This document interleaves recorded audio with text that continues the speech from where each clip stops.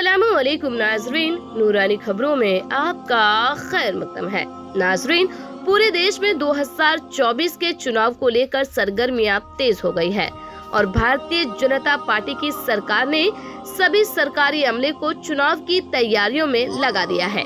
अभी पिछले दिनों ईद उल फितर के दिन सड़क पर नमाज पढ़ने वाले तकरीबन 2000 लोगों के खिलाफ कानपुर की ईदगाह में FIR दर्ज की गई थी। प्रशासन का आरोप था कि इन लोगों ने सड़क पर नमाज अदा की, जिसकी वजह से सड़क पर आने जाने वाले लोगों को परेशानी का सामना करना पड़ा। इसी बात को ध्यान में रखते हुए इन सभी लोगों के खिलाफ कानूनी कार्रवाई की गई है। ये घटना उत्तर प्रदेश के कानपुर की है और ठीक इसी तरह से ईद उल अजहा के दिन भी सड़क पर नमाज पढ़ने को लेकर सैकड़ों लोगों के खिलाफ कानूनी कार्रवाई करते हुए FIR दर्ज की गई। यहाँ पर भी प्रशासन का यही आरोप रहा कि इन लोगों ने सड़क पर नमाज अदा की, जिसकी वजह से सड़क पर चलने वाले लोगों को परेशानी का सामना करना पड़ा।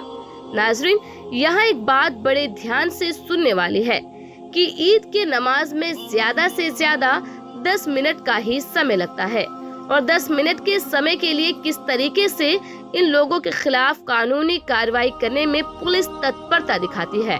और अब दूसरी तरफ भारतीय जनता पार्टी की सरकार की दोहरी नीति आपको बताते हैं।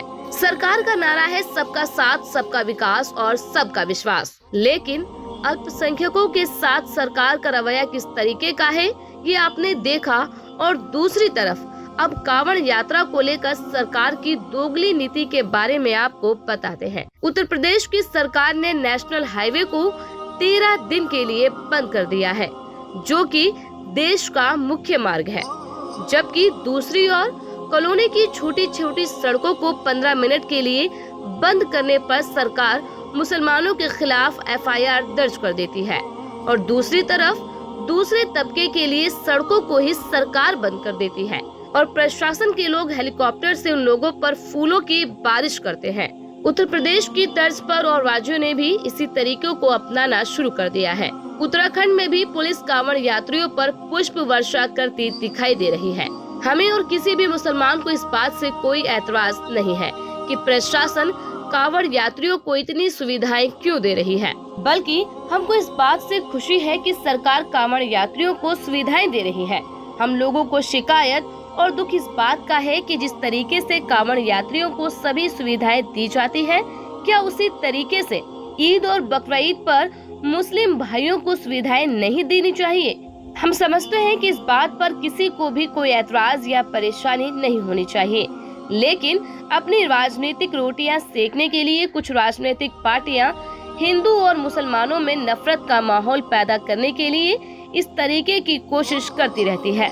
जहां मुस्लिम भाइयों पर नमाज पढ़ने को लेकर लाठियां बरसाई जाती हैं, वहीं पूरे देश में दूसरे धर्म के लोगों पर फूलों की बारिश की जाती है। ये कहां का इंसाफ है। और सरकार जिस कानून के तहत सरकार ऐसी कार्रवाई करती है। नाजरीन, हमारा मकसद आप लोगों को सरकार की दोहरी नीति से अवगत कराना है। हम आपसे गुजारिश करते हैं कि देश के सभी नागरिकों को आपसी प्यार और मोहब्बत के साथ इस देश में रहना चाहिए और सभी धर्मों का सम्मान करना चाहिए। यही हमारे प्यारे नबी हजरत मोहम्मद मुस्तफ़ा सल्लल्लाहु ताला अलैहि वसल्लम की सुन्नत मुबारका भी है। अल्लाह ताला हम सभी को प्यारे नबी करीम मोहम्मद मुस्तफ़ा सल्लल्लाहु ताला अलैहि वसल्लम की सुन्नतों पर चलने की तौफीक नसीब अता फरमाए। आमीन। खुदा हाफिज।